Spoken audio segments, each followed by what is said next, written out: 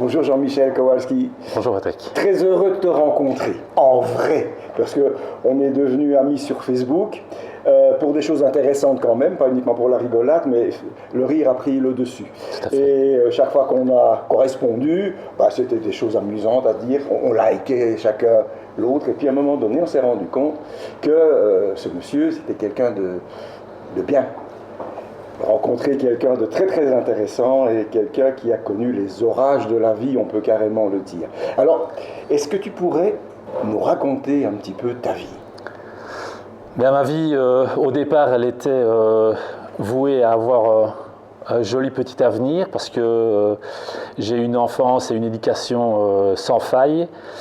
J'ai eu des parents qui étaient ouvriers, qui m'ont inculqué des valeurs certaines. Et puis un jour, je suis tombé dans les démons du jeu. Donc on m'a invité à aller une fois au casino. Et comme je le dis à différentes personnes, j'ai gagné pour la première fois 1000 francs, donc 25 euros. Et ces foutus 25 euros m'ont plongé dans les dérives du jeu. Et là, au fur et à mesure des années, j'ai été tenté par ces démons. Ça a pris une ampleur assez incroyable pour en arriver à ce que je fasse des bêtises en m'endettant, en prenant de très très mauvaises décisions et un jour en perdant tout.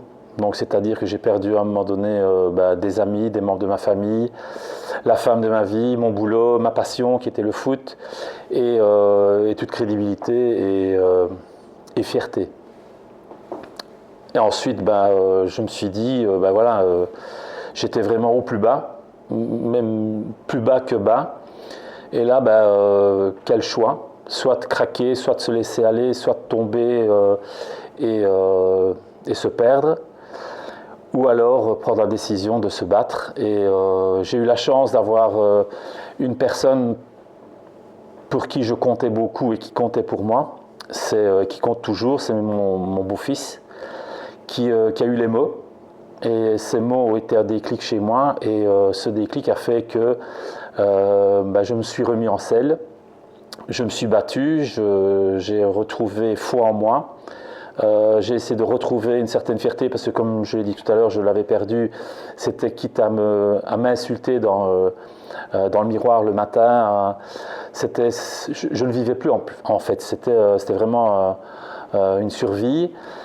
Et alors un jour, je me suis mis à écrire pour essayer, non pas d'écrire un livre, mais d'écrire pour moi. Et quelque part, ces écrits, c'est devenu exutoire pour moi. Et de fil en aiguille, ces écrits sont devenus un livre. J'ai parlé de ce livre sur Facebook, justement. Et immédiatement, ce livre a été... il a intéressé des personnes qui étaient justement dans le même parcours que j'avais traversé, dans le même parcours que j'avais vécu. Sans être aussi loin que moi je ne l'ai été. Et ces personnes-là m'ont demandé le livre. Je leur ai envoyé différentes pages par mail, etc. Et puis on m'a conseillé d'en faire un livre. Et ce livre-là est né. Donc au départ, il était écrit pour moi, pour que ce soit exutoire, pour que je puisse faire ressortir tout ce que j'avais dans le cœur et dans le corps. Et pour finir, je me suis rendu compte qu'il avait une certaine utilité. Et aujourd'hui, je ne suis pas peu fier que ce livre, il a aidé un nombre invraisemblable de personnes. Parce qu'en fait, l'addiction, qu'elle soit au niveau du jeu, de la drogue, de l'alcool ou tout autre, ce sont des sujets tabous. On n'ose pas en parler, que ce soit en famille, que ce soit en couple, que ce soit entre amis. Et je m'en rends compte, ce fléau touche énormément de familles, énormément de personnes. Et mon livre a permis... Donc mon livre n'est pas seulement qu'une histoire, c'est aussi un outil. C'est un outil qui aide des personnes à se dire, écoute, si ce gars-là a pu s'en sortir, je peux le faire aussi. Parce que j'étais vraiment au plus profond du trou, il n'y avait pas plus bas que l'endroit où je me trouvais. J'ai vécu même 3 jours et 3 nuits dans les bois. sans manger, juste une petite bouteille d'eau de 25 centilitres. Donc c'est dire comme j'étais tombé bien bas, alors que je suis à la base instituteur primaire, j'ai lancé plusieurs activités commerciales, etc. Malheureusement, j'ai tout perdu à cause de ce foutu jeu. Et ici, ces personnes-là se rendent compte que y a moyen de s'en sortir. Et je crois, en toute modestie, je crois avoir ouvert une certaine voie, sans jeu de mots, où les gens vont pouvoir en parler, vont oser en parler. Et ça va certainement les aider à probablement sortir de cette maladie, parce que forcément, joueurs, drogués, alcooliques, etc., c'est critiqué parce que la société est comme ça aujourd'hui, on aime critiquer un peu les gens, etc. Moi, je ne suis pas ici pour me plaindre ou je dois assumer les bêtises que j'ai commises, rembourser les dettes que j'ai sur le dos. C'est ce que je suis en train de faire pour l'instant. Mais là, maintenant, j'ai un nouveau cheval de bataille. Moi, mon focus, c'est d'aider les gens à ne surtout pas traverser l'enfer que moi j'ai traversé, parce que c'était...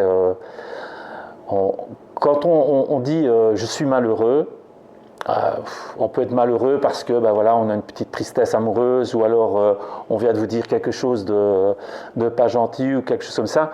Moi, ça a vraiment été profond. Moi, mon malheur a été vraiment profond. Et je ne veux pas que d'autres personnes puissent vivre ce que moi j'ai vécu, parce que je ne le souhaite même pas à mon pire ennemi. Donc voilà, mon livre est mon outil. Mon focus, c'est les gens. Et maintenant, à 53 ans, comme je le dis toujours, je suis plus proche de l'odeur du sapin plutôt que de l'odeur du talc que me mettait aux fesses en maternité. Et donc, les quelques années qui me restent à vivre, moi je veux les vivre pleinement et retrouver une place dans la société, parce que j'aime la vie, j'aime les gens, et voilà. Donc c'est mon nouveau cheval de bataille, c'est de retrouver aussi moi ma place ici dans la société, comme ça je l'ai perdue. Ouais, je comprends très bien, c'est extrêmement touchant comme histoire, mais quelque part c'est une revanche sur toi-même, et ce que tu fais pour les autres est formidable. Et quand on en avait un petit peu parlé, parce qu'on avait un petit peu esquissé quand même l'histoire, il y avait un petit quelque chose en plus. J'avais vraiment envie de te rencontrer et envie de faire cette interview. Tu as résumé en grande partie ta vie. Maintenant, tu es de nouveau sur les rails. Tout à fait. Tu as ce livre-là. Tu ne vas pas t'arrêter là, ça je le sais. Non. Et je sais aussi que tu as des projets et ça nous intéresse. Vas-y, parlons un peu de ton projet. Le premier projet qui a déjà été lancé, ce sont des conférences. Donc le meilleur moyen de toucher les gens, c'est la proximité. Donc c'est la raison pour laquelle je vous ai invité ici dans ce lieu qu'est le Baronique, qui m'a mis le pied à l'étrier. Donc Fabrice Anrovny, le patron, m'a permis de lancer ma première et ma deuxième conférence. Donc en fait, moi, mon objectif, c'était justement le partage, la transmission du message qui est le danger des addictions. Et voilà, c'est d'en parler. Moi, en tant qu'institut, j'ai un contact assez facile avec les gens. Donc je me suis dit, vas-y, écoute, lance-toi. 2 premières conférences qui se sont très bien déroulées. La 3e est en approche et paraît-il, elle est bien partie aussi. Donc ça, c'est mon premier objectif. Donc ce sont les conférences. Je vais également essayer de toucher certaines écoles, parce que le mal touche quand même les enfants aussi. Puisque la facilité d'Internet, etc., leur donne la possibilité d'aller jouer à tout moment. Donc je vais essayer de toucher des écoles, des centres, des associations qui touchent justement aux personnes addictes. Et alors mon tout gros projet, je me suis rendu compte que rien n'était impossible. Eh bien, c'est de faire de mon livre un scénario de film. J'ai déjà touché 2 personnes du monde cinématographique français très connues. J'ai envoyé mon livre. J'attends des retours. J'ai une personne ici qui est en train de plancher justement sur le scénario, de manière à pouvoir lancer un film, une histoire qui pourra toucher, qui pourra être utilisée également dans les différentes associations ou autres. Mais oui, je ne m'arrête pas là. Je suis un gars de défi et mon prochain défi, oui, c'est le film. Ah ben c'est super, super. Alors, bon, City Light TV, c'est une télévision qui est culturelle, qui s'occupe du bien-être animal, mais qui fait aussi un petit peu, je ne vais pas dire la publicité, c'est un très vilain mot, mais on va dire bien en aide aux artistes, aux gens qui font quelque chose de leur vie. Toi, tu viens de nous expliquer ce que tu fais. Et je parle de moi 30 secondes simplement pour dire que je suis comédien avant d'être journaliste et que tout ce qui touche le cinéma nous intéresse. Nous intéresse non seulement à la chaîne, mais moi à titre personnel aussi. Alors, si on peut t'aider à un moment donné, ne serait-ce que pour des publicités, pour un coup de main quelque part, nous serons toujours avec City Light TV à tes côtés et on t'aidera à réaliser ce projet. C'est super magnifique. Gentil. Tout ce que tu fais est magnifique. Je sais que tu as des contacts maintenant avec des professionnels. Oui. Avec des professionnels de la chose, on va dire ça. Et on te souhaite tous les bonheurs du monde. C'est gentil. Et de toute façon, on est amis maintenant et on sera avec toi. Je te remercie beaucoup. Merci pour tout ça. Merci. À bientôt.